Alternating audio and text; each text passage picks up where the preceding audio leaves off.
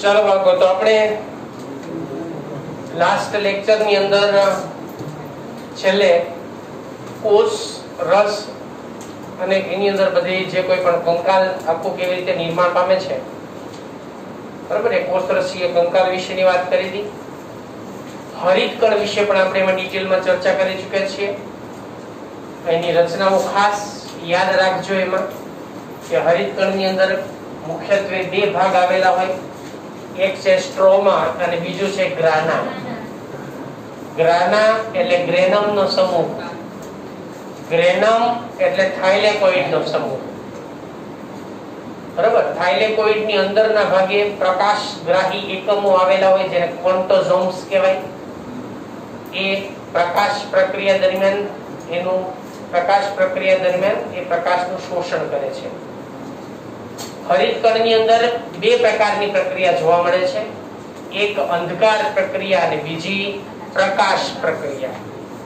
પ્રકાશ પ્રક્રિયા એ થાઇલેકોઇડ એટલે કે ગ્રેનમ માં થાય છે, બરાબર. પ્રકાશ પ્રક્રિયા ગ્રેનમ માં થાય છે, જ્યારે અંધકાર પ્રક્રિયા સ્ટ્રોમા માં એટલે કે આધારક માં થાય છે. આના વિશે આપણે પ્રકાશ સંશ્લેષણ વાળા ચેપ્ટરમાં ડિટેલમાં ચર્ચાઓ કરશું, બરાબર, કે કઈ રીતે એની અંદર આપણને કઈ પ્રક્રિયામાં શું જોવા મળતું હોય છે, ક્યાં જોવા મળતી હોય છે, કઈ રીતે થતી જોવા મળતી હોય છે, એ બધું આપણે જોઈશું. હવે એના પછીનો જે નેક્સ્ટ ટોપિક જે છે એના તરફ આપણે આગળ વધીએ. હવે આપણે વાત કરશું એમાં પક્ષમ અને કશા, સિલિયા અને ફ્લેજેલા, બરાબર, જેને આપણે પક્ષમ અને કશા તરીકે ઓળખીએ છીએ. જ્યારે આપણે આદિ કોષ, કેન્દ્રીય કોષ, બેક્ટેરિયાની રચના સમજાય ભણ્યા જ્યારે, ત્યારે આપણે એવી વાત ઓલરેડી કરી ચૂક્યા છીએ કે પક્ષમ અને કશા એ કોષ રસ સ્તરની અંદરથી ઉત્પન્ન થતી રોમમય પ્રવર્ત અને એની બાહ્ય સપાટીમય રચના ઉપરથી બહાર નીકળતા એક બહિર્ભૂત ભેદ છે. પક્ષમ અને કશા, જેને આપણે એના બાહ્ય બહિર્ભૂત ભેદ કહેવાય, પણ વાસ્તવિક રીતે એનું નિર્માણ કોષ રસ સ્તરમાંથી થાય. ક્યાંથી થાય? કોષ રસ સ્તર. યાદ કરો, આપણે તલકાઈની વાત કરી, તમને ખ્યાલ હશે. બેક્ટેરિયાની રચના યાદ કરજો. પૂંછડી આપણે છેલ્લે એમાં જોડી દીધી, ખબર છે? તો આ પૂંછડી એટલે આપણે શું કીધું તો એને કશા. આપણે એ કશા વિશેની ડિટેલમાં ચર્ચા કરશું. એ કશા શેની હોય, એમાં શું હોય, અંદર કેવી રચના હોય. પછી આપણે એમ વાત કરી હતી ઘણી બધી નાના નાના બીજા સૂક્ષ્મ જે એમાંના પ્રવર્ધો જે છે એ સપાટી ઉપરથી ઉત્પન્ન થાય એને શું નામ આપ્યું તો આપણે? પીલી અથવા તો પીલી અંગ્રેજી શબ્દ છે, ગુજરાતીમાં શું કે આપણે એને? તો આદિકોષ કેન્દ્રીય સજીવોની અંદર સામાન્ય રીતે આ પ્રકારે આપણને કશા અને પક્ષમ જે છે એની રચના જોવા મળે છે. અને આ બંનેનું નિર્માણ સામાન્ય રીતે કોષ રસ સ્તર એની અંદર એક જ્યાંથી ઉત્પન્ન થાય એ ભાગને તલકાય આપણે ઓલરેડી ભણી ચૂક્યા છે. મેં તમને આકૃતિમાં જોજો, એ કોષ રસ સ્તરમાંથી મેં દર્શાવેલું છે. એનું નિર્માણ કોષ રસ સ્તરમાંથી થાય છે. અને જ્યાંથી ઉદ્ભવે એ ભાગને શું કહેવાય? તલકાય. તો પક્ષમ અને કશા એ કોષના જે કોષ રસ સ્તર છે એ કોષ રસ સ્તરની અંદરનો જે તલકાય છે એમાંથી બહારના ભાગે ઉત્પન્ન થતા બહિર્ભૂત ભેદ છે, બરાબર, જેને આપણે પક્ષમ અને કશા તરીકે ઓળખી શકાય.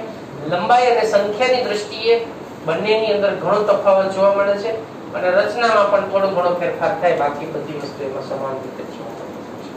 તો ફર્સ્ટ સેન્ટેન્સ ધારો કે આપણે એની અંદર એવું લખી શકાય કે આ બંને ક્યાંથી ઉદ્ભવે છે. તો કોષ એ કોષના કોષ રસ સ્તરમાંથી તલકાય પ્રદેશ અથવા તલકાય વિસ્તારમાંથી ઉદ્ભવતા, બરાબર, ઉદ્ભવતા અથવા ઉદ્ભવતી બહિર્ભૂત ભેદ, બરાબર, જેમાંથી ઉદ્ભવે એવી બહિર્ભૂત ભેદ જેને સામાન્ય રીતે આપણે કશા અને પક્ષમ કહે છે. જે બહિર્ભૂત ભેદ છે જે બહારના ભાગે આપણને એની અંદરથી ઉત્પન્ન થયેલી જોવા મળતી હોય છે. યાદ કરજો બેક્ટેરિયાની ડાયાગ્રામ, એટલે તમને ખ્યાલ આવી જશે. હવે આ બંને વિશે આપણે થોડી ઘણી વસ્તુ જે છે બંને છૂટી પાડીને આપણે ડિટેલમાં ચર્ચા કરીએ. તો પહેલા વાત કરશું આપણે એના પક્ષમાં વિશે, બરાબર? હવે આકૃતિમાં પક્ષમાં યાદ છે ને તમે બધાને? તો એમાં આપણે વાત કરશું હવે સૌથી પહેલા પક્ષમાં વિશેની ચર્ચા કરીશું. પક્ષમાં, બરાબર? પક્ષમાં જે છે એ એની અંદરથી આપણને કશા કરતા પક્ષમાં કદમાં કેવા હોય બધા? અને બીજી વસ્તુ નાના હોય, સંખ્યામાં વિવિધતા હોય. અમુક ની અંદર પક્ષમાં વધારે હોય, અમુકમાં પક્ષમાં ઓછા હોય. જેવું સચી, બરાબર? એના ઉપરથી આવા પક્ષમાં ઉત્પન્ન થતા હોય. જેમ કે તમે પેરામિશિયમ ની આકૃતિ યાદ કરજો, જો કદાચ આગળના ધોરણમાં કઈ ભણ્યા. પેરામિશિયમ ચપ્પલ જેવું, ખબર છે ને? એમાં બાહ્ય સપાટી ઉપરથી નાના નાના કઈક રોગ ઉત્પન્ન થાય. એને શું કીધું હતું? એ પણ મોટી સંખ્યામાં છે, બરાબર? એ પણ મોટી સંખ્યામાં છે, પણ કદમાં કેવા છે? પ્રમાણમાં જે હલેસા મારવા જેવું કામ કરે છે, ખબર છે? આપણે વાત કરી. બીજું શેમાં મદદ કરે છે? ખોરાક ગ્રહણ કરવા મદદ કરે. ઓકે, પછી યસ, પ્રજનન પ્રક્રિયાઓ દરમિયાન એ બે સજીવ જ્યારે નજીક આવે ત્યારે બંનેની અંદરની જે પક્ષમાં છે નીકળાય છે અને બંનેની જોડી રાખે છે. આ સિવાય ઘણી વખત કોઈ આધાર સાથે ચોટી રહેવું હોય ને તો એને મદદ કરશે, એમાં ઉપયોગ આવશે, બરાબર? એટલે આવી એક વિશિષ્ટ રચના જે આપણને સજીવોમાં જોવા મળે છે, પ્રાણીઓમાં હોય, સૂક્ષ્મ જીવોમાં હોય, બરાબર? એને આપણે શું કહેવાય છે? પક્ષ. તો પક્ષમાં જે છે એ ખૂબ નાની સંરચના છે. એ હલેસા મારવાનું કામ જે છે એના દ્વારા આપણને કરતો જોવા મળે છે. આપણે એના વિશે બે ત્રણ સેન્ટેન્સ આવા ખાસ યાદ રાખવા. જે ખૂબ નાની સંરચના છે, જેની સંખ્યા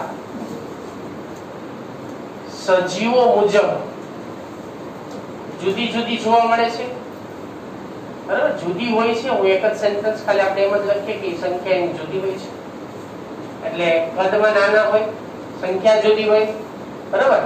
અને કોષરસ સ્તર જે છે એની સપાટી ઉપરથી ઉત્પન્ન થતા હોય, અને ખાસ તે હલેસા મારવા જેવું કામ કરે છે, બરાબર? હલેસા મારવાનું કાર્ય કરે જેથી કોષ, આ એક કોષીય સજીવોમાં હોય. અમીબા એની અંદર આવી રચના જોવા મળતી નથી. પેરામિશિયમ તેમાં રચના જોવા મળે, બે એક કોષીય છે, પણ જોવા પેરામિશિયમમાં મળે છે. બેક્ટેરિયા એક કોષીય છે ને? તો એ બધામાં હલેસા મારવાનું કામ કરે. હલેસા મારવાથી શું થાય? હોડીમાં હલેસા મારવા શું થાય? આપણે પગ આપ્યા દોડી વયા જાય, બરાબર? તો આ સજીવો પ્રચલન તો કરે છે ને, તો એ પ્રચલન માટે હલેસા મારવાનું જે કામ છે, જેથી કરીને સ્થળાંતર પામી શકે છે, સુરક્ષિત જગ્યાએ જઈ શકે છે, ખોરાક મેળવવા માટે આગળ જઈ શકે છે. એટલા માટે એની અંદર આપણે હલેસા મારવાનું જે કાર્ય છે એ હલેસા મારવાના કાર્ય સાથે સંકળાયેલું છે, જેથી કરીને એક થી બીજી જગ્યાએ, બરાબર, એની પ્રવાહીની જે ગતિ છે એ ગતિની અંદર આપણને સહાયકારકતા એટલે કે સહાય કરે છે. અને પ્રમાણમાં એની લંબાઈ કેવી હોય છે? ઓછી હોય છે. એટલે ખૂબ નાની સંરચના છે. તેની લંબાઈ પ્રમાણમાં ઓછી હોય છે, ઓછી. ચલો, તો આ વિશિષ્ટતા અને કાર્ય કોનું થઈ ગયું બાળકો? પક્ષનું થઈ. ખ્યાલ આવી ગયો? હવે આપણે વાત કરશું એના પછીની જે લાક્ષણિકતા જે છે, અથવા તો એના પછીની જે મુખ્ય રચના એ કઈ થશે? કોણ મોટું ભાઈ? પક્ષનો મોટો? કશા મોટો? કશા મોટો છે. સંખ્યામાં કોણ વધારે હોય? કોના કરતા વધારે હોય? તો તુલનાત્મક રીતે વાત કરીએ તો લાંબુ કોણ? સંખ્યા કોની વધારે? ઓછી સંખ્યા કોની? લાંબો વધારે હલેસા કોણ મારશે? વધારે પ્રચલનમાં કોણ મદદ કરશે? સમજાઈ ગયું?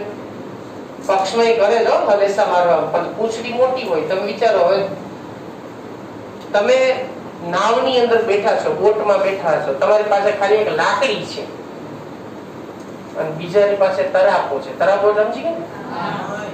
તરાપો એટલે હલેસા મારવા માટે નો ઓલો પાટિયા હોય લાકડાના મોટા. હા, તો વાત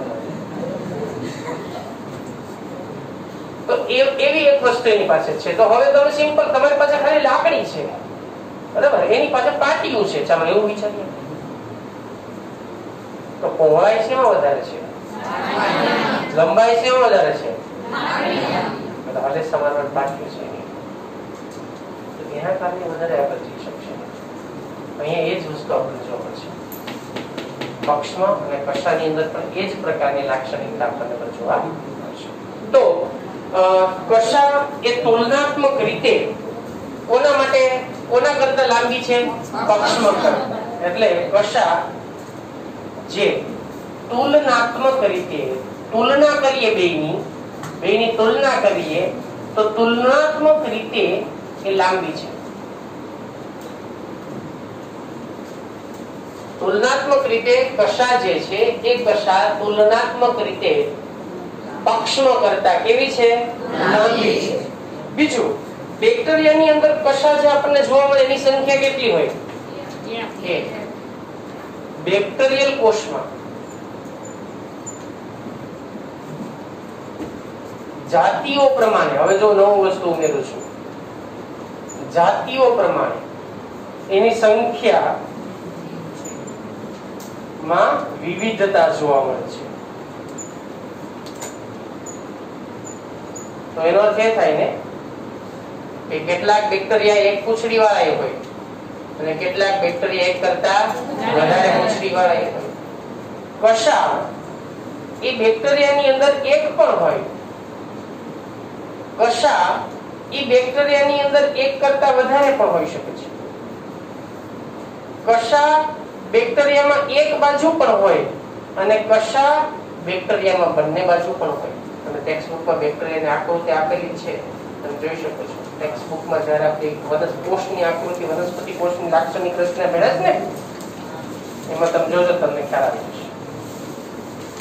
આ પછી પેજ નંબર 1 to 8 14 બેક્ટેરિયાની રચના તમને આપેલી છે ને, સૂક્ષ્મજીવો છે ને આપેલા. તો આદિકોષ કેન્દ્રીય કોષ બેક્ટેરિયામાં કશા જે છે, બરાબર, એ રચનાત્મક સ્વરૂપે સુકોષ કેન્દ્રીય જે કોષો છે એના કરતા ઘણી જુદી પડતી હોય છે. સમાન રચના ન હોય સામાન્ય રીતે. આદિકોષ કેન્દ્રીય કોષમાં પણ રચના જુદી હોય અને સુકોષ કેન્દ્રીય કોષની અંદર પણ રચના જે છે એની અંદર આપણને એ જુદી જોવા મળે છે. લંબાઈમાં ફેરફાર હોય, એકમાં વધુ લંબાઈ હોય, એકમાં ઓછી લંબાઈ હોય, બરાબર, એટલે એમાં વિવિધતા જોવા મળે છે. બીજી વસ્તુ, એની લંબાઈમાં પણ ફેરફાર જોવા મળે છે. લંબાઈમાં પણ ફેરફાર હોય છે. તો આ પ્રકારની વિશિષ્ટતા આપણને એની અંદર જોવા મળતી છે, બરાબર. આદિકોષ કેન્દ્રીય કોષ યાદ રાખજો બાળકો. આદિકોષ કેન્દ્રીય કોષ અને સુકોષ કેન્દ્રીય કોષની અંદર આપણને જે સજીવોમાં જેમાં પણ આપણને એની અંદર જે કશાની રચના જોવા મળે એ બંનેની રચનામાં પણ ફેરફાર છે, લંબાઈમાં પણ ફેરફાર છે. બંનેની અંદર જુદી જુદી રચનાઓ હોય, સુકોષ કેન્દ્રીય કોષમાં પણ અને આદિકોષ કેન્દ્રીય કોષ કે જેમાં આપણને કશા આવેલી હોય એમાં રચનામાં આપણને વિવિધતા જોવા મળશે. હવે ટેક્સ્ટબુકની ડાયાગ્રામ આપણે સમજીએ. પેજ નંબર 137 ઉપરની ડાયાગ્રામ તમને ટેક્સ્ટબુકની આપેલી છે, બરાબર. આ ડાયાગ્રામ જે છે એને આપણે એમાં અમુક નામ નિર્દેશન તમને કરવામાં આવેલું છે, તમે જાણો છો એની અંદર જુઓ, બરાબર. તો હું એ આકૃતિ જે છે સીધી એમાંથી જ આપણે સમજતા જઈએ. સૌથી પહેલી વસ્તુ આપણે સમજીએ કે તમને આ જે રચના દર્શાવવામાં આવી છે આકૃતિની અંદર, સમજો કે અહીંયા બેક્ટેરિયાનો કોષરસ સ્તર છે અને તલકાઈમાંથી ઉત્પન્ન થતી આ રચના છે, આખી રચના છે. એમાંથી આ રચના જે તલકાઈમાંથી અહીંયાથી ઉત્પન્ન થઈ છે, આ તલકાઈ છે, બરાબર. આ લાંબી એની અંદરની જે આપણે એના ભાગ જોઈ ચૂક્યા છે, ખબર છે તમને? તો કયા કયા ભાગ હોય? એક તલકાઈ હોય, બીજો અંકુશ હોય અને તો આ જે રચના છે ને એ અહીંયાથી આનો આડો છેદ લઈ લો. આ પૂંછડી જોઈ ગોળાકાર, એનો આડો છેદ લ્યો તમે આનો. અને તમે વિચારો કે તમારી પાસે, ધારો કે આપણે માર્કર જે છે એને આ રીતે એમાંની કશા સમજીએ. હવે અહીંયાથી એનો આડો છેદ આપણે લઈ લીધો, આડો છેદ, સમજી ગયા? આનો આડો છેદ તમારી સામે રાખીને જો તો ગોળાકાર ભાગ દેખાય છે ને, તો આ જે ડાયાગ્રામ તમને આપવામાં આવેલ છે એ એના આડા છેદની અંદરની ગોળાકાર રચના છે. સમજાય હવે? એટલે આની આડા છેદની આ ગોળાકાર રચના છે. તો એક કામ કરો, મારી સાથે દોરતા જાઓ. ચાલો આપણે દોરતા શીખીએ. આ નામ નિર્દેશન આપણે એમાં કરવું પડશે. આ માઇક્રોસ્કોપિક રચના છે જે અત્યારે તમને એમાં દર્શાવવામાં આવેલી છે. બાજુમાં એક બીજી આકૃતિ છે, એ માઇક્રોસ્કોપમાં કેવી દેખાય દર્શાવેલી છે. આપણે એને થોડીક વ્યવસ્થિત રીતે એના બધા ભાગોને સમજીએ અને પછી આપણે એમાં આગળ વધીએ. તો સૌથી પહેલા એમાં છે ને બહારના ભાગે કોષ રસ્તર હોય. તમારી સાથે દોરતા જજો.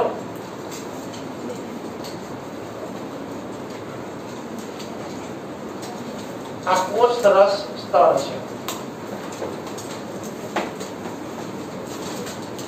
બરાબર, સૌથી બહારના ભાગે આવેલું કોષ રસ સ્તર, જેને આકૃતિમાં તમને કીધું છે જીવ રસ પટલ.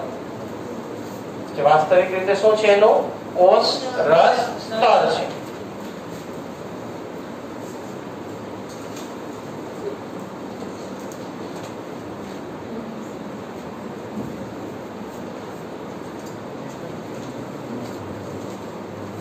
કોષ રસ સ્તર. હવે એની અંદર વચ્ચેના ભાગે આપણને અલગ અલગ પ્રકારના જે જોડાણ ધરાવતા નલિકાઓની રચના આવેલી જોવા મળે છે. જે તમને એમાં રેડ કલર થી એક આખો અક્ષ બતાવેલો છે. બરાબર, રેડ લાલ કલર થી એક અક્ષ આખો દર્શાવેલો છે તમને. અને આ જે અક્ષ એ એનો વચ્ચેનો જે મધ્યસ્થ જે ભાગ છે આખો, બરાબર, એની ગોળાકાર સંરચના છે. એટલે વચ્ચેના ભાગે અક્ષ જેવી રચના આપણને એની અંદર જોવા મળતી હોય છે.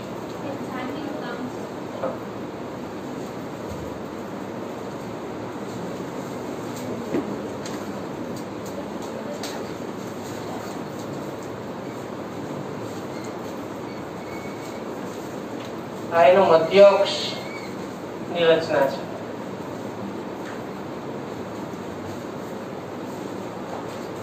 આ મધ્ય અક્ષની રચનામાં એને કેન્દ્રસ્થ આવરણ કહેવાય ને. બરાબર, કેન્દ્રસ્થ આવરણ કહેવાય. આ જે રચના છે ને કેન્દ્રસ્થ આવરણ કહેવાય. કેન્દ્રસ્થ આવરણ.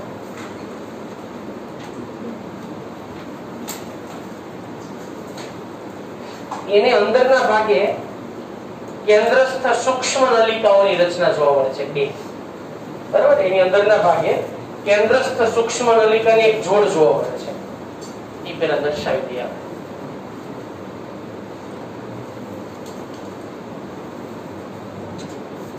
ચાલો, આ થયું કેન્દ્રસ્થ સૂક્ષ્મ નલિકા.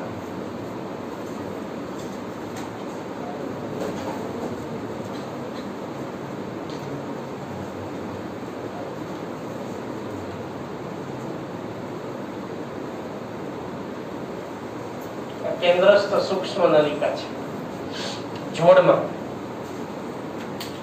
અને વચ્ચેના ભાગે એક મધ્ય સેતુ છે જે બંનેને જોડે છે. એને મધ્ય સેતુ કહેવાય.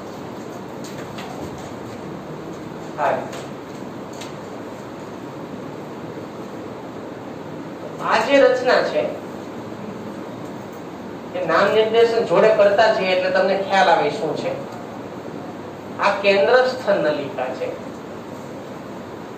આ એને જોડતી રચના જેને મધ્યસ્થ સેતુ કહેવાય. મધ્યસ્થ સેતુ એને જોડે છે. બહારના ભાગે પરિઘવર્તી સૂક્ષ્મ નલિકાઓની જોડ આવેલી હોય છે, જેમાં એક કદમાં મોટી હોય અને બીજી કદમાં નાની હોય.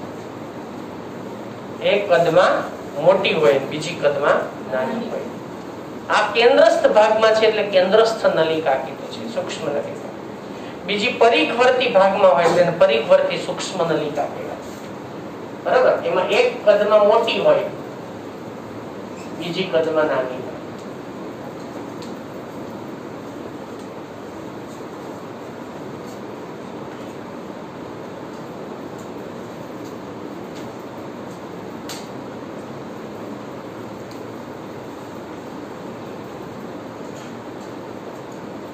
કેટલી સંખ્યા છે બાળકો એની?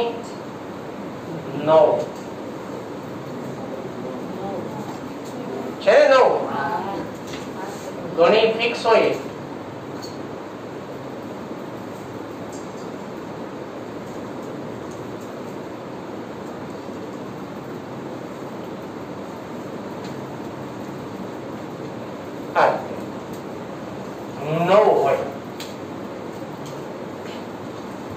જે મોટી છે એને એ નલિકા કહેવાય, નાની ને બી નલિકા કહેવાય.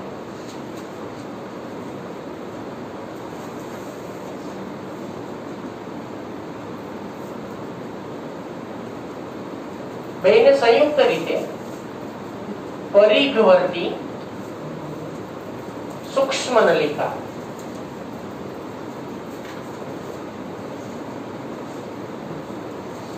શું કહેશું? બંનેને પરિઘવર્તી સૂક્ષ્મ નલિકા સંયુક્ત રીતે આપણે એને કહી શકીએ છીએ.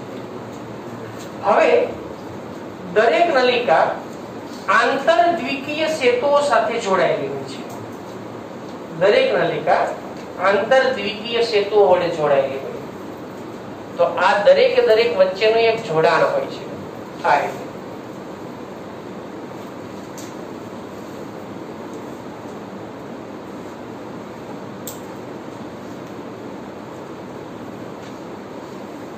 આવું જોડાણ હોય. આ જોડાણને આંતરદ્વિકીય સેતુ તરીકે ઓળખવામાં આવે છે, જેને જોડતું કામ કરે છે. તંતુકોના જ હોય છે. આંતરદ્વિકીય સેતુ જે તંતુકો છે એક પ્રકારના. આંતરદ્વિકીય સેતુ જે વાસ્તવિક રીતે એક તંતુકો છે. તંતુકોનું જોડાણ છે. આમ જોઈએ બરાબર, આંતરદ્વિકીય સેતુ. હવે આ દરેક નલિકા જે છે એ નલિકા ઉપરથી કેટલીક નાની પ્રવર્ધમય સૂક્ષ્મ નલિકાઓનું નિર્માણ થાય છે. એ પહેલા તમને કહી દઉં, હજી પછી વાત આવશે. દરેક પરિઘવર્તી નલિકા કેન્દ્રસ્થ ભાગમાં એક પ્રવર્ધ વડે જોડાયેલી હોય છે. કેન્દ્રસ્થ ભાગ જેને નામ નિર્દેશનની અંદર તમને શું દર્શાવેલું છે એને કહેશું ત્રિજ્યાવર્તિક તંતુક. જો આ રીતે ભાઈ ત્રિજ્યાવર્તિક તંતુક અહીંયા છે. હા, આ ત્રિજ્યાવર્તિક તંતુક છે. જે મોટી એટલે કે જે એ નલિકા છે એમાંથી ઉત્પન્ન થાય છે અને ત્રિજ્યાવર્તિક તંતુક કહેવાય. તો આ છે ત્રિજ્યાવર્તિક તંતુક.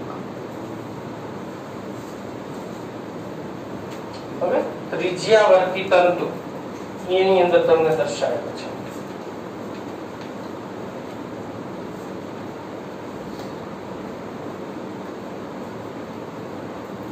એની અંદર કેટલાક પ્રવર્ધમય રચના પણ તમને મોટા જૂથમાંથી ઉત્પન્ન થતી બતાવેલી છે. આ રીતે જુઓ.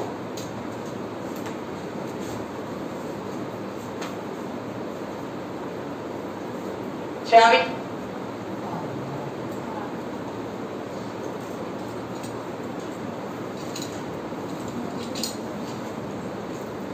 આનું કોઈ નામ નિર્દેશન ટેક્સ્ટ બુકમાં તમને કરવામાં આવેલો નથી.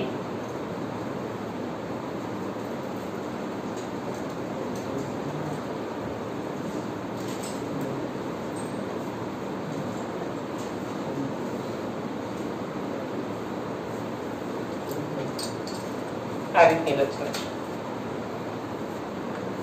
જેને ડાયનેઇન આર્મ્સ તરીકે ઓળખવામાં આવે છે.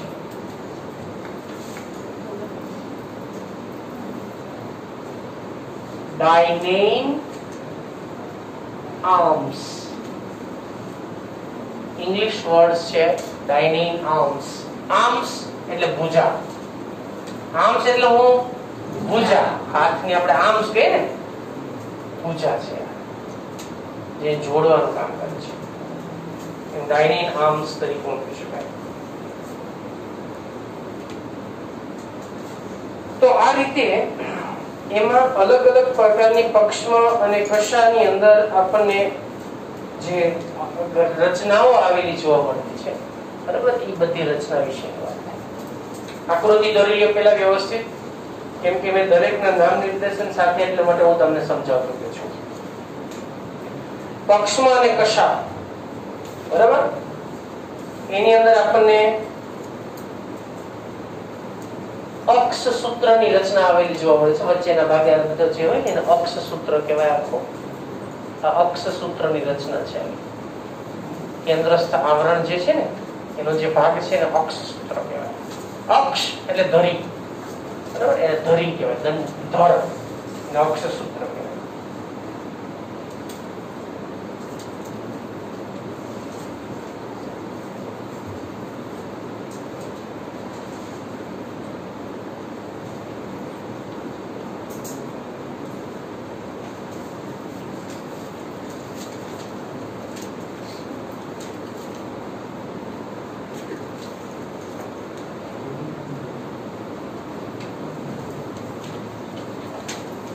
ચલો દોરાઈ ગઈ.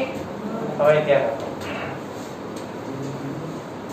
સૌથી પહેલા પક્ષમાં અને કશાની અંદર, બરાબર, પક્ષમાં અને કશા, આની અંદર આપણને એક અક્ષ સૂત્ર જોવા મળે છે. અક્ષ સૂત્ર, અક્ષ સૂત્ર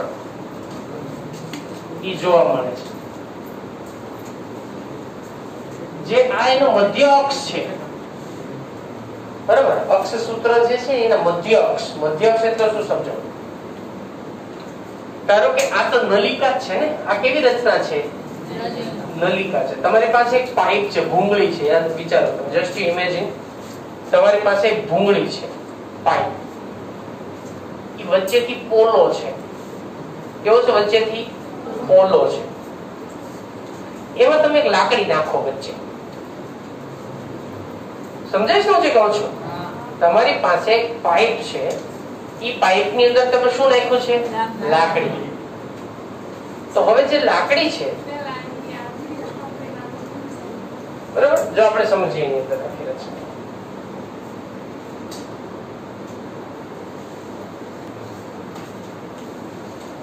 સમજો ભાઈ, આ જે નળાકાર રચના છે એનો આપણે આડો છેદ લઈએ તો શું જોવા મળે છે? એ આખી વાત આ છે.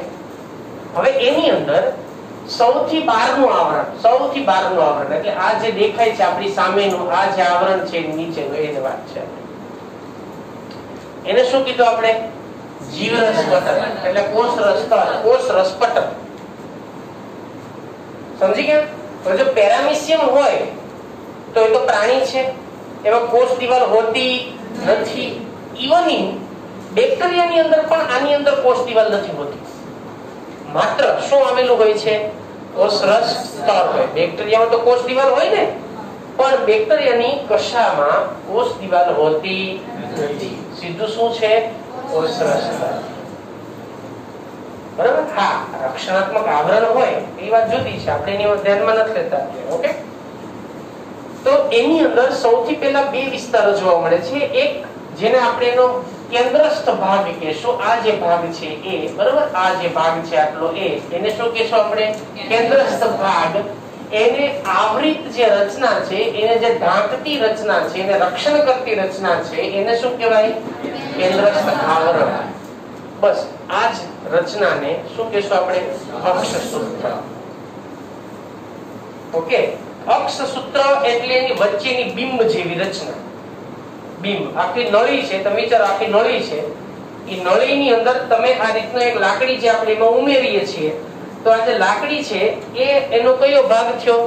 કેન્દ્રસ્થ ભાગનું નિર્માણ કર્યું, એટલે એનું શું કહેવાય? અક્ષ સૂત્ર. એ અક્ષ સૂત્રની રચના છે, બરાબર, જેને આપણે અક્ષ સૂત્ર તરીકે ઓળખીશું. હવે આ કેન્દ્રસ્થ આવરણ વડે એની અંદરના ભાગે, બરાબર, બે અલગ અલગ પ્રકારની જે કોઈ પણ એમાંની કેન્દ્રસ્થ નલિકાઓ જે છે એની એક જોડ. કેન્દ્રસ્થ નલિકાની કેટલી જોડ? એક જોડ. એક જોડ એટલે સંખ્યા કેટલી? બે. બે ની સંખ્યા ને જોડ એક. એ કેન્દ્ર ભાગમાં હોય. સંખ્યા કેટલી? 2. જોડ કેટલી? 2. એવી નલિકા અહીંયા આવેલી હોય, જે કોના વડે આવૃત થયેલી હોય? કેન્દ્રસ્થ આવરણ વડે આવૃત થયેલી હોય. આ બે નલિકાને જોડતા સેતુને શું કહેશું આપણે? મધ્યસ્થ સેતુ. જેના વડે આ બંને નલિકાઓ, કેન્દ્રસ્થ નલિકા એકબીજા સાથે જોડાયેલી હોય છે. તો આટલી જે વાત થઈ ને, એ આપણને એની વચ્ચેના ભાગે જે અક્ષ સૂત્ર અથવા તો જેનો કેન્દ્રસ્થ ભાગ છે એના વિશેની આપણે ચર્ચા કરી. ચલો આટલું કમ્પ્લીટ બધાને? ઓકે, હવે એના પછી વાત કરશું આપણે. હવે બહારના ભાગે જે નલિકાઓ આવેલી છે, બરાબર, એને આપણે એની અંદર જે પરિઘ વિસ્તારમાં છે ને ગોઠવાયેલી, આ પરિઘ વિસ્તારમાં ગોઠવાયેલી છે, બરાબર. તો પરિઘ વિસ્તારમાં ગોઠવાયેલી જે કોઈ પણ નલિકાઓની જે રચના છે, એ નલિકાઓ કે જે આ પરિઘ વિસ્તારમાં આપણને ગોઠવાયેલી જોવા મળે છે, જેમાંને કેન્દ્રસ્થ નામ આપ્યું આપણે, એમાંને શું નામ આપવામાં આવે? પરિઘવર્તી સૂક્ષ્મ નલિકા. આને શું કીધું આપણે? કેન્દ્રસ્થ સૂક્ષ્મ. સૂક્ષ્મ એ કહી શકાય, કેન્દ્રસ્થ સૂક્ષ્મ નલિકા. આ કઈ થઈ? પરિઘવર્તી સૂક્ષ્મ નલિકા. એમાં કેટલી નલિકાઓનો સમૂહ છે? 2. એટલે જોડ 1. ઈ જોડમાં કેટલી નલિકા છે? 2. એક પ્રમાણમાં નાની છે, એને કહેવાય નલિકા. બીજી પ્રમાણમાં મોટી છે, એને કહેવાય નલિકા. તો A અને B નલિકા ભેગી મળી અને શું બનાવે છે? પરિઘવર્તી સૂક્ષ્મ નલિકા. આ પરિઘવર્તી સૂક્ષ્મ નલિકાની ટોટલ કેટલી જોડ છે? 9 જોડ છે. સમજાય છે ને? કેટલી જોડ છે? 9. તો આપણે એની અંદર એવું કહી શકાય ભાઈ કે આની જે રચના છે એને આપણે જે સમજીએ છીએ તેમાં અક્ષસૂત્રની રચના જોવા મળે. બીજું આપણે કીધું કે એમાં ઉપરના ભાગે આપણને કેન્દ્રસ્થ આવરણ આવેલું હોય. આ કેન્દ્રસ્થ આવરણની અંદરના ભાગે આપણને એમાં શું જોવા મળે? કેન્દ્રસ્થ નલિકા. કેટલી હોય કેન્દ્રસ્થ નલિકા? કેન્દ્રસ્થ નલિકા, બરાબર, જે 2 ની સંખ્યામાં હોય. હું સંખ્યાની વાત કરું તો સંખ્યા કેટલી? 2 ની સંખ્યામાં. જોડ કેટલી? 1 જોડ. હું એ ચોખવટ કરીને લખી પણ નાખું છું કે આટલી આ રીતે એમાં આવેલી હોય, જે બંને એકબીજા સાથે જોડાયેલી હોય. કોના વડે? મધ્ય સેતુ વડે, બરાબર. જે બંને મધ્યસ્થ સેતુ, એ મધ્યસ્થ સેતુ વડે જોડાયેલી હોય છે, સેતુ વડે જોડાય છે. આ એની વચ્ચેની ભાગની વાત પૂરી થઈ. હવે પાછી બહારની વાત કરીએ આપણે. તો બહારની અંદર પરિઘવર્તી દિશા, પરિઘની અંદર શું આવેલું હોય છે? પરિઘવર્તી સૂક્ષ્મ નલિકા. તો પરિઘવર્તી સૂક્ષ્મ નલિકા આવેલી હોય છે.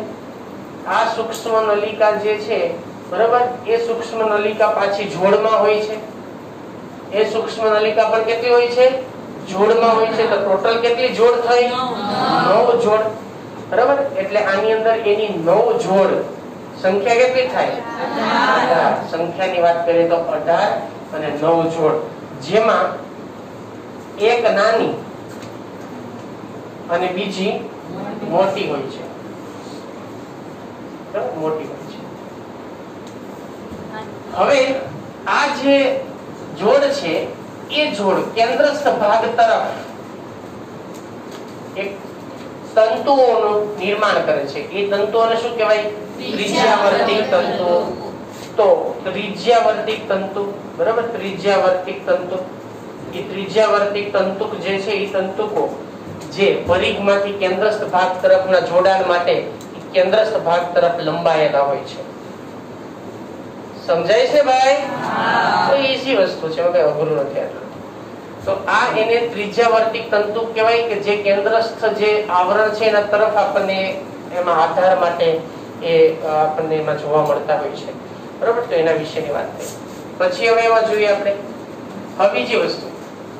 દરેક જોડ, પરિઘવર્તી સૂક્ષ્મ નલિકાની દરેક જોડ એકબીજા સાથે આંતર દ્વિતીય સેતુ વડે જોડાયેલા હોય છે. સમજો ભાઈ.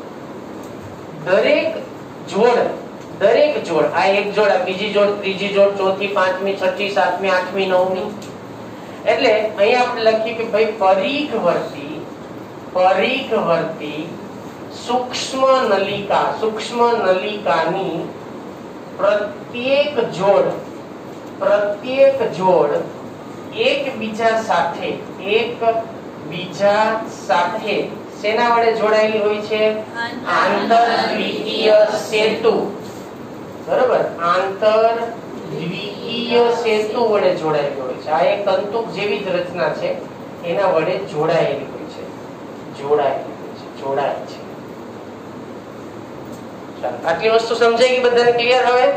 ચાલો, હવે બીજી વસ્તુ, એમાં મોટી જે એ નલિકા છે, કઈ નલિકા? એ નલિકા, પરિઘવર્તી સૂક્ષ્મ નલિકામાંની એ નલિકા છે. એના ઉપરથી કેટલાક પ્રવર્ધોનું નિર્માણ થાય છે. આ પ્રવર્ધો પ્રોટીનના બનેલા હોય છે સામાન્ય રીતે. આ પ્રવર્ધો કેના બનેલા છે? પ્રોટીનના બનેલા છે. એને કહેવામાં આવે છે ગાયનેન આર્મ્સ. બરોબર, એટલે આપણે એક સેન્ટેન્સ અહીંયા લખીએ, એમાં જો જોઈએ તો પરિઘવર્તી સૂક્ષ્મ નલિકાની એ નલિકા પરથી પ્રોટીનના કેટલાક તંતુકો ઉત્પન્ન થાય છે, અને પ્રોટીન તંતુકો ઉત્પન્ન થાય છે. આ જે પ્રોટીન તંતુકો છે, શું નામ આપ્યું આપણે એને? ગાયનેન આર્મ્સ. આર્મ્સ એટલે એને ભુજા. બરોબર, જેને આપણે ગાયનેન આર્મ્સ તરીકે ઓળખીએ છીએ,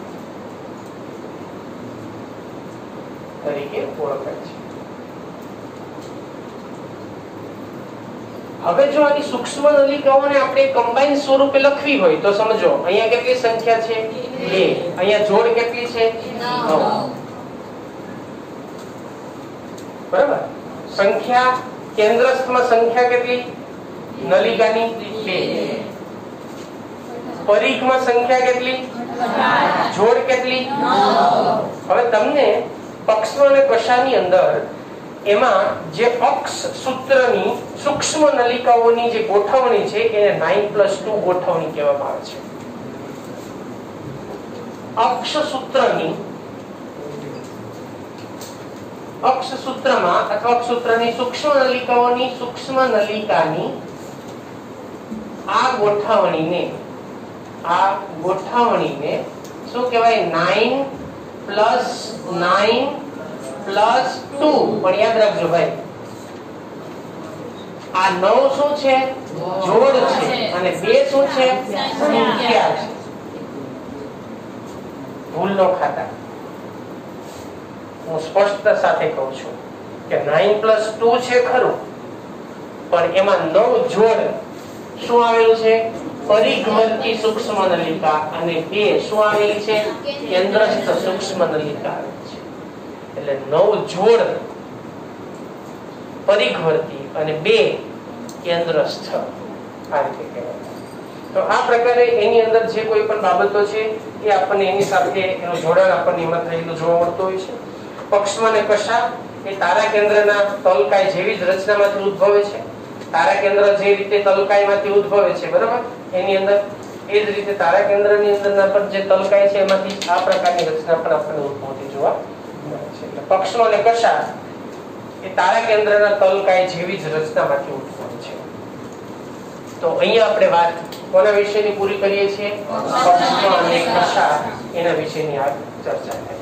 આકૃતિ જો તમને કમ્પ્લીટલી ખ્યાલ આવશે તો પછી તમે સરળતાથી એનું વર્ણન પણ કરી શકશો. ચલો લખી લો.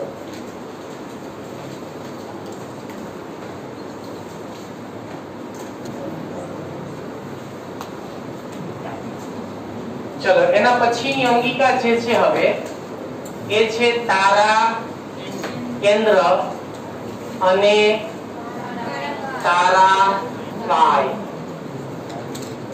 તારા કેન્દ્ર શબ્દ વિશે તમે જાણો છો બધા, બરાબર ને? તારા કેન્દ્ર છે કયા કોષોમાં હોય? પ્રાણી કોષમાં હોય. યાદ કરો, વનસ્પતિ કોષ અને પ્રાણી કોષનો તફાવત. પ્રાણી કોષ અને વનસ્પતિ કોષના તફાવતમાં ઓલરેડી આપણે ભણી ચૂક્યા છીએ કે તારા કેન્દ્ર પ્રાણી કોષમાં હોય, વનસ્પતિ કોષમાં ગેરહાજર હોય. તો હવે એના વિશે સમજીએ આપણે. થોડું ધ્યાન આપજો અહીંયા. એ પહેલા હું કોષની આકૃતિ તમને સમજાવું. જો ધ્યાન આપજો, આ 2-3 શબ્દો વિશે ખાસ આપણે સમજવાનું છે. ધારો કે આ પ્રાણી કોષ છે. પ્રાણી કોષમાં અહીંયા આ એક નલિકામય રચના છે. આ એક બીજી નલિકામય રચના છે, બરાબર? જે બે એકબીજાને કાટખૂણે ગોઠવાયેલી છે. કાટખૂણે સમજી ગયા ને? એક આમ હોય, બીજા આ રીતે 90 અંશના ખૂણે, બરાબર? તો આ રીતે એની ગોઠવણી હોય અને એકબીજાને કાટખૂણે ગોઠવાયેલી એમ કહી શકાય. હવે સમજો, આ જે અંગિકા છે એનું નામ છે તારા કેન્દ્ર. આજે દોરેલું છે અત્યારે, બરાબર? આને કહેવાય તારા કેન્દ્ર. આ બંને તારા કેન્દ્ર છે. તારા કેન્દ્ર. તારા કેન્દ્રની ફરતે એક જીવરસ વીંટળાયેલો હોય. તારા કેન્દ્રની ફરતે એક જીવરસ વીંટળાયેલો હોય.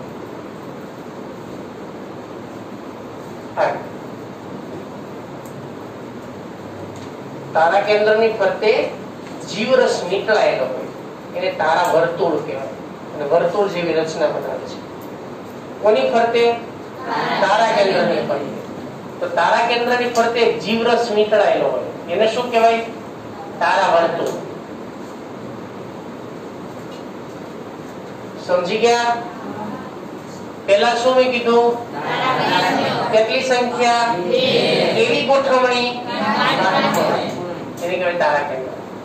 તારા કેન્દ્રની ફરતે આવેલો જીવરસ તારા વર્તુળ. અને તારા કેન્દ્ર અને તારા વર્તુળની સંયુક્ત રચના એટલે તારાકાર.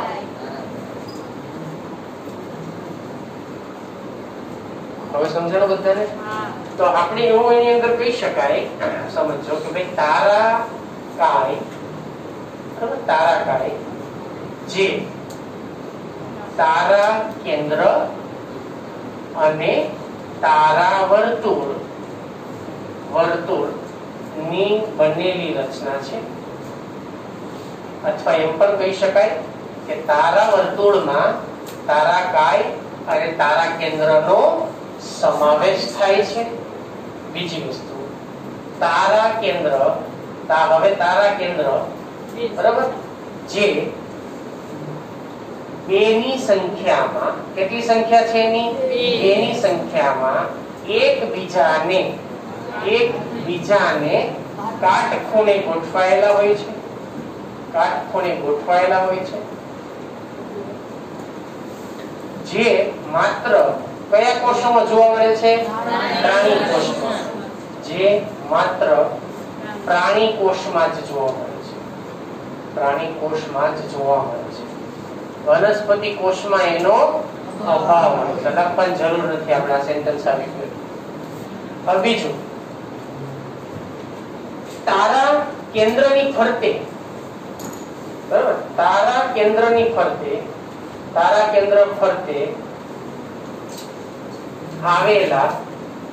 કેન્દ્ર ફરતે આવેલા શું? જીવરસને શું કહેવાય? બરાબર? એટલે તારા કેન્દ્ર જે છે, તારા કેન્દ્રની ફરતે જીવરસ જે છે, જીવરસ વીંટળાયેલો હોય છે અથવા ગોઠવાયેલો હોય છે. વીંટળાયેલો હોય છે, આપણે એવું લખીએ. જે તારા વર્તુળ અથવા જેને તારા વર્તુળ કહે છે, આ છે તારા વર્તુળ. તો બાળકો આપણી પાસે શબ્દો હતા. પેલા શું? તારાકાય. શેનું બનેલું છે? તારાકાય. તારા કેન્દ્ર શું છે?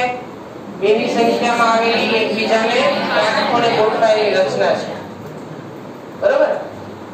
જે માત્ર શેમાં જોવા મળે? તારા કેન્દ્રની ફરતે જે જીવરસ વીંટળાયેલો હોય એને શું કહેવાય? વર્તુળ અને કેન્દ્ર ભેગા મળે તો હવે આ જે તારા કેન્દ્ર છે ને એ નલિકામય રચના છે. બરાબર? તારા કેન્દ્ર કેવી રચના છે? હવે જો આનો આડો છેદ લઈએ તો શું દેખાય એ હવે આપણે સમજીએ. બરાબર? તો હવે એને આપણે સમજીએ. એના આડા છેદમાં આપણને શું જોવા મળે છે? પહેલાનો આપણે આડો છેદ લીધો તો પક્ષમાં ને કશાનો આડો છેદ લીધો તો એમાં શું જોવા મળતું તો એ સમજાય. હવે આપણે કોનો આડો છેદ લેવાનો છે? તારા કેન્દ્રનો. બરાબર. અહીંયા આપણે કોનો આડોછેદ લેવાનો છે? તારા કેન્દ્રનો. તો એમાં શું જોવા મળે છે?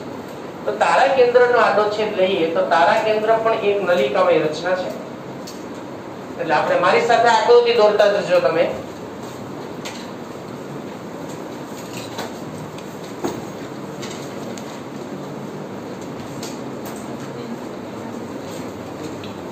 આપણે એક નલિકામય રચના છે,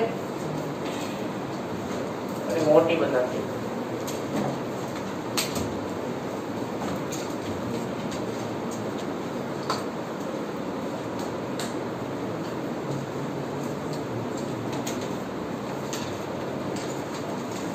આપણે નલિકામય રચના જેની પણ બાહ્ય સપાટી શેની બનેલી હોય? પ્રાણી કોષ હોય તો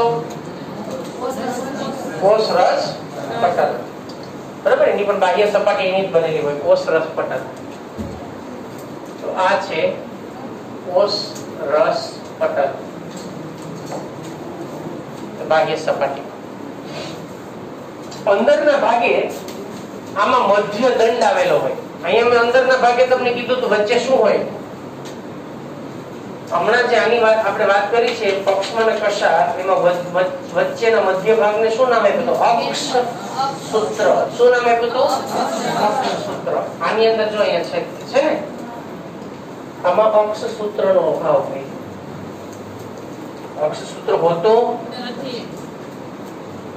એટલે વાસ્તવિક રીતે આની રચના આપણે જોઈએ ને તો ગાડીના પૈડા જેવી લાગે આપણને. બળદગાડીનું પૈડું જોયું તમે? હા. વચ્ચેના ભાગે એમાં એક ધરો હોય છે, હોલ હોય ને, તો એવી રીતની રચના અહીંયા પણ આપણને મધ્ય ભાગે જોવા મળે છે. આને મધ્ય અક્ષ કહેવાય. શું કહેવાય આને? મધ્ય અક્ષ અથવા મધ્ય દંડ તરીકે ઓળખી શકાય. આ છે મધ્ય દંડ. બરાબર. આ છે મધ્ય દંડ. મધ્ય દંડ વચ્ચેના ભાગે આવે છે. પરિઘ વિસ્તારમાં વચ્ચેના ભાગે કોઈ નલિકા નથી હોતી. વાં હતી ગેલ સૂક્ષ્મ નલિકા કેન્દ્ર ભાગમાં હતી ને, આપણે જે આગળ આકૃતિ જોઈ હતી યાદ કરજો. એમાં બે સૂક્ષ્મ નલિકા હતી કેન્દ્રસ્થ ભાગમાં. આમાં કોઈ કેન્દ્રસ્થ સૂક્ષ્મ નલિકા છે? ત્યાં પરિઘ વિસ્તારમાં પરિઘ સૂક્ષ્મ નલિકાઓની સંખ્યા કેટલી હતી? 2. એટલે કે એક જોડ હતી ને, એક જોડ. કેટલી સંખ્યામાં ટોટલ? ટોટલ સંખ્યા જોડની કેટલી? 9. કેટલી જોડ? 9 જોડ. 9 જોડ થઈ ને. અહીંયા ત્યાં જેમ એક જોડ હતી એમ અહીંયા 3 નું ત્રેખડ હોય છે 9 ની સંખ્યા. રચનામાં એટલો ફરક છે, સમજો. ત્યાં આપણને અક્ષ સૂત્રની રચના જોવા મળતી હતી. અક્ષ સૂત્રની ઉપર એમાં આવરણો કેન્દ્રસ્થ આવરણ હતું, એની અંદર બે સૂક્ષ્મ જે કેન્દ્રસ્થ નલિકા હતી, એવું આમાં છે નહીં. અહીંયા વચ્ચેના ભાગે શું છે? મધ્ય દંડ છે. શું છે ભાઈ? મધ્ય દંડ છે. બીજું, ત્યાં આપણે 9 જોડની વાત હતી. અહીંયા આપણે 9 ત્રેખડ ની વાત કરવાની છે. ત્રેખડ એટલે 3. જોડમાં કેટલા સભ્યો હોય? 2. ત્રેખડમાં 3. એટલે 3 તીગડા કામ બીગડા એના જેવી વાત છે. 3 ની પેર છે. ત્યાં 2 ની પેર હતી. એ કેટલાની છે? 3 ની છે. સમજો અહીંયા રચના આપણે હોય ને, ખાસ સમજો રચના. તો અહીંયા 1 2 3 એ જ રીતે અહીંયા એ બધામાં એ રીતે ગોઠવણી હોય. 1 2 3 1 2 3 1 2 3 આવી કેટલી સંખ્યા? 9.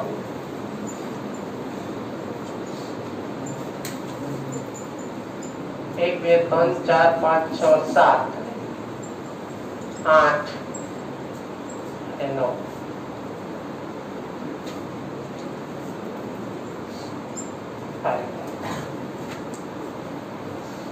નવ ત્રેખડની પેર છે. બરાબર. એટલે અહીંયા આપણને પરિઘવર્તી ત્રેખડની રચના જોવા મળે છે. આને શું કહેવાય? પરિઘવર્તી ત્રેખડ. નલિકા છે, પરિઘવર્તી નલિકા છે, પણ એ ત્રેખડની બનેલી છે. એટલે એને આપણે ત્રેખડ તંતુ, ત્રેખડ જે છે એ ત્રેખડ તરીકે ઓળખી શકાય. પરિઘવર્તી ત્રેખડ. પરિઘવર્તી ત્રેખડ. ત્રેખડ એટલે 3 ની સંખ્યામાં આવેલી સૂક્ષ્મ નલિકા.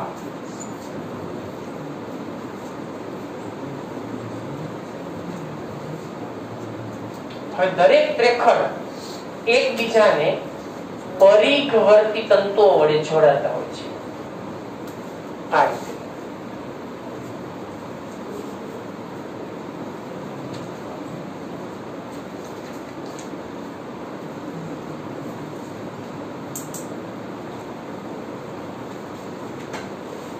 દરેક ત્રેખડ એકબીજાને ત્રેખડ તંતુઓ જે છે એ ત્રેખડ તંતુઓ વડે જોડતા હોય છે.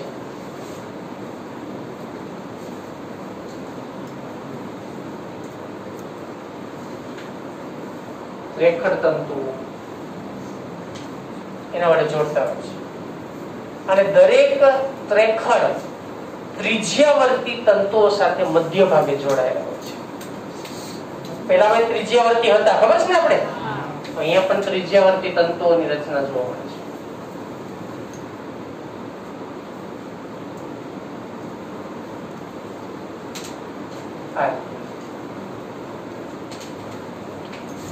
આને ત્રિજ્યાવર્તી તંતુઓ કહેવાય.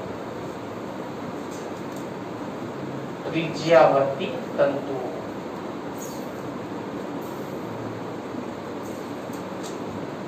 તો તારાકાય અને તારા કેન્દ્ર, એની અંદર આપણને તારા કેન્દ્ર પરિઘ વિસ્તારમાં સરખા અંતરે ગોઠવાયેલી 9 ટ્યુબ્યુલિન પ્રોટીનની બનેલી સૂક્ષ્મ નલિકાઓ હોય. પરિઘ વિસ્તારમાં ગોઠવાયેલી, પરિઘ વિસ્તારમાં સરખા અંતરે ગોઠવાયેલી, સરખા અંતરે ગોઠવાયેલી 9 ત્રેખડ જે ટ્યુબ્યુલિન પ્રોટીનની બનેલી છે, એટલે ટ્યુબ્યુલિન સૂક્ષ્મ નલિકા કહેવાય. 9 ત્રેખડ ટ્યુબ્યુલિન પ્રોટીનનું નામ છે, એટલે એને ટ્યુબ્યુલિન ત્રેખડની સૂક્ષ્મ નલિકા કહેવાય. સૂક્ષ્મ નલિકા આવેલી હોય છે. બરાબર? ત્રેખડ ટ્યુબ્યુલિન ની બનેલી છે અને એની સંખ્યા જે છે કેટલી છે? એમાં 9 છે. બરાબર? હવે બીજી વસ્તુ, દરેક ત્રેખડ એકબીજા સાથે શેના વડે જોડાયેલા હોય છે? શેના વડે? ત્રેખડ તંતુઓ. ત્રેખડ તંતુઓ વડે જોડાયેલા હોય છે. ત્રેખડ તંતુઓ વડે જોડાયેલા હોય છે.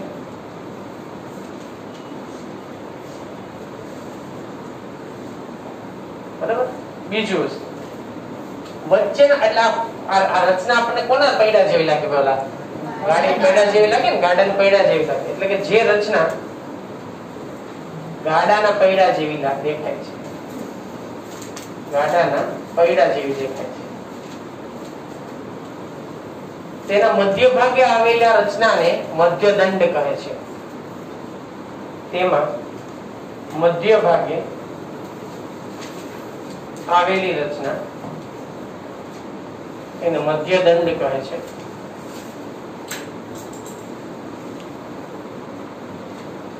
અને દરેક ત્રેખડ મધ્યદંડ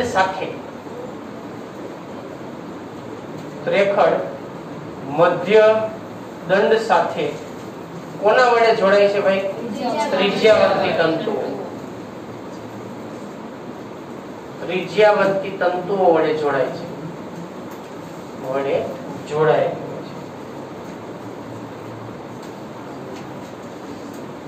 બરાબર? તો એના વડે જોડાયેલું છે. મધ્યદંડ એક મધ્યસ્થ પ્રોટીનનો જ બનેલી એક રચના છે. બરાબર? એ મધ્યદંડ જે છે એ પણ પ્રોટીનની જ બનેલી રચના હોય છે. એ પણ પ્રોટીનની જ બનેલી રચના છે. હવે અહીંયા તમને એક વસ્તુ દેખાશે ભાઈ કે અહીંયા જે રચના આપણને જે જોવા મળે છે એમાં વચ્ચેના ભાગે કશું જ નથી. તો તારા કેન્દ્રમાં આ પ્રકારની ગોઠવણી 9 + 0 કહેવાય ને? 9 ત્રેખડ છે ને, 9 જોડ નથી, શું છે? 9 ત્રેખડ છે. અને મધ્યમાં કશું છે નહીં, પણ કહે છે ગોઠવણીને 0 પણ કહે છે. તો આ રીતે બાળકો તારા કેન્દ્ર અને તારાકાયની જે રચના છે એની અંદર આપણને જેમ આપણે કસા અને પક્ષમની અંદર જેમ વાત કરી હતી, તલકાયના ભાગમાંથી જ ઉત્પન્ન થાય છે બધા, બરાબર? એ જ રીતે આની અંદર પણ આપણને ત્યાં ગોઠવણી આપણે 9 જોડ +2 સંખ્યા એની વાત કરી હતી. અહીંયા કેન્દ્રમાં કશું છે નહીં, માત્ર 9 શું છે? ત્રેખડ પરિઘરથી ગોઠવાયેલા હોય છે. એટલે આ પ્રકારની રચનાને આપણે 9 + 0 પણ કહેવામાં આવે છે. હવે આનું કાર્ય શું છે? બરાબર ને? તો આનું કાર્ય જે છે એ શું થશે? તારા કેન્દ્ર જે છે એનું કાર્ય શું થાય? એનું કાર્ય તમે જાણો છો, કોષ વિભાજનની પ્રક્રિયા. કોષ વિભાજનની ક્રિયામાં જે દ્વિધ્રુવીય ત્રાક તંતુ, દ્વિધ્રુવીય ત્રાક, ઈ ત્રાકના નિર્માણનું કામ, ઈ ત્રાકના નિર્માણનું અને એના જોડાણનું, બરાબર, અને તેના જોડાણનું કાર્ય કોષ વિભાજનમાં કોની સાથે થયેલું હોય? તારા કેન્દ્ર સાથે થયેલું છે. એટલે તેનું જોડાણનું કાર્ય કરે છે. એટલે આનું કામ છે મુખ્યત્વે કોષ વિભાજન. બરાબર? ચાલો, તો કોષ વિભાજનની અંદર આ પ્રકારની જે પ્રક્રિયા છે ત્રિજ્યાવર્તી, એમાં જે દ્વિધ્રુવીય ત્રાકનું નિર્માણ થાય છે, એના નિર્માણની અંદર આ અગત્યનો ભાગ ભજવે છે. એટલે શું થાય? કોષ વિભાજનની અંદર સમજો, ધારો કે આ એક કોષ છે, પછી આ બંને છે ને એ જુદા પડીને વિરુદ્ધ ધ્રુવ ઉપર ગોઠવાય છે. એટલે એક ઉપર ગોઠવાય, બીજો નીચે ગોઠવાય. એની અંદરની ઘણી વખત પેરાઈ આખી જુદી પડી જાય. દ્વિભાજન થાય એટલે એની અંદર પેરાઈ જુદી પડી જાય, અને બંને રીતે પેર પણ ગોઠવાય, જોડ પણ વિરુદ્ધ ધ્રુવ પર ગોઠવાય. બંને થઈ શકે છે. સંખ્યા વધી જાય, બરાબર? એમાં જ્યાં અંતરાવસ્થાના તબક્કાઓ છે, આપણે કોષ વિભાજન ભણશું ત્યારે તમને સમજાવીશ. તો એમાંથી છે ને આવા તંતુઓ ઉત્પન્ન થાય. આ તંતુઓ ઉપર રંગસૂત્ર ગોઠવાયેલા હોય. અહીંયા તે રંગસૂત્રને જોડવા માટેના જે તંતુઓ ઉત્પન્ન થાય ને એને શું કહેવાય? દ્વિધ્રુવીય ત્રાક. આ જે દ્વિધ્રુવીય ત્રાક, એના નિર્માણનું જોડાણનું કામ એનું કામ એના દ્વારા થાય છે. રેડી? તો આ પ્રકારે એની અંદર આપણને પ્રાણીઓની અંદર કોષ વિભાજનમાં આવી રચના જોવા મળે. પ્રાણી કોષ વિભાજનમાં આ અગત્યનો ભાગ લીધો.